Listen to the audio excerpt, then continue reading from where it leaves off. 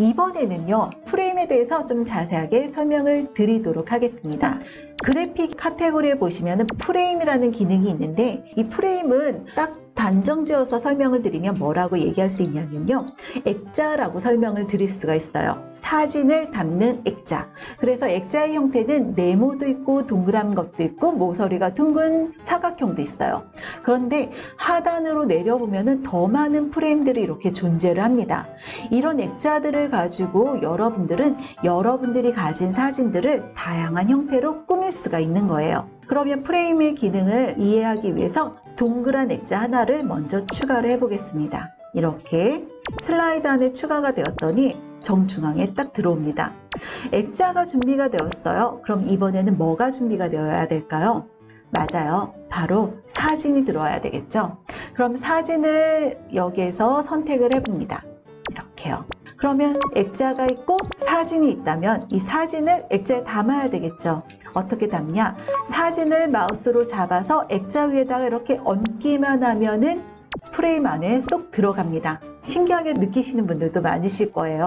이렇게 들어간 사진들은요, 프레임의 크기를 조절을 해서 맞출 수도 있고요. 아니면 이렇게 다양한 곳에다가 여러분들이 위치할 수도 있습니다. 그런데 프레임에는 이런 액자에 넣는 기능만 있는 게 아니에요. 오른쪽에 보시면은 프레임에 관련된 기능들이 몇 가지가 더 있는데, 여기에서 자르기 기능을 한번 넣어 볼게요.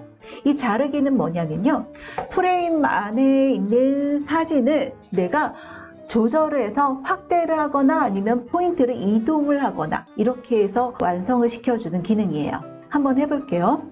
조절점, 사방에 있는 조절점을 잡아당겨서 이렇게 크기를 조절합니다. 그 다음에 이렇게 위치를 해요. 좀 전에는 여자 아이들의 사진이 작게 보였는데 이제는 확실하게 크게 보이죠.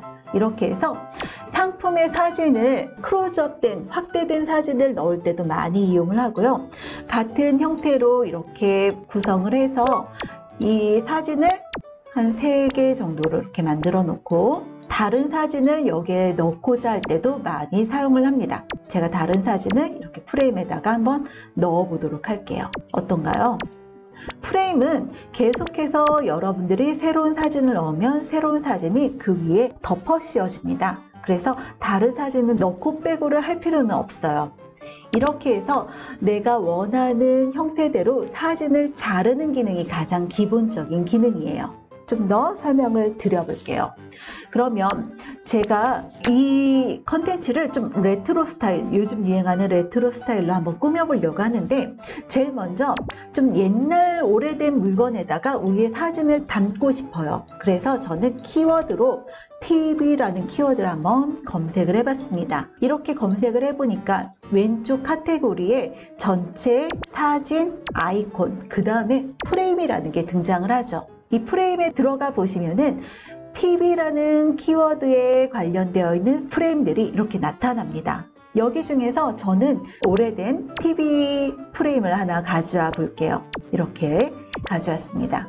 그 다음에요, 여기에다 담을 사진을 가지고 오려고 하는데, 그래픽에 보시면은 여기 사진 카테고리가 있고요. 저는 이 노래 듣는 남자의 사진을 가지고 왔습니다. 그럼 이 사진을 TV에다가 넣을 수 있을까요? 넣을 수 있죠. 당연히 사진을 선택해서 마우스로 TV 위에다가 올려놓기만 하면 프레임 안에 쏙 들어갑니다. 그 다음에 이 브라운관에 맞춰서 사진을 편집을 해주긴 해야 돼요. 이렇게 조절을 해서 브라운관에 맞춰줍니다. 이렇게 말이죠. 그 다음에 이 전체적인 배경이 하얗기 때문에 너무 좀 예스러운 느낌이 없어요. 그래서 저는 키워드에서 레트로라고 한번 검색을 해보려고 합니다. 레트로. 그러면 레트로 스타일의 이런 디자인 재료들이 대거 나오게 되는데, 이 중에서 여러분들이 원하는 디자인의 형태를 클릭을 해서 추가하는 거예요. 네, 이렇게 선택한 다음에 슬라이드 배경으로 설정, 아까 블루베리를 설정할 때처럼 슬라이드 배경으로 설정을 누르면 이렇게 쏙 들어가죠. 그 다음에 여러분들이 잘 못 쓰시는 기능 중에 텍스트라는 기능 안에 워드 아트로 들어가 보면 이런 다양한 디자인 텍스트들이 준비되어 있는 걸 보실 수가 있습니다. 그럼 여기에서 저는 프리미엄 소고기를 한번 클릭을 해볼게요. TV에 프리미엄 소고기라니 좀 어울리지가 않죠? 그런데 제가 어울리게 바꿔볼게요.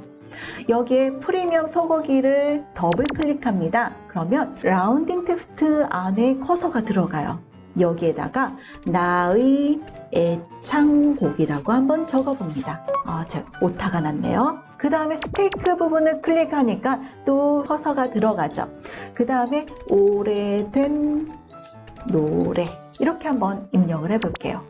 그러면 이 두 가지만 바꿨을 뿐인데 배경까지 세 가지죠. 이 이미지 전체가 약간 예스러운 느낌으로 탈바꿈된 거를 확인할 수가 있어요. 한 가지 더 추가를 한다면은 프레임 안에는요, 보정 기능을 더 추가를 할 수가 있습니다. 보정이라는 거는 아까 비트맵에서 이미지를 편집하는 필터를 적용하는 기능이라고 설명을 했는데 여기에도 적용이 가능해요.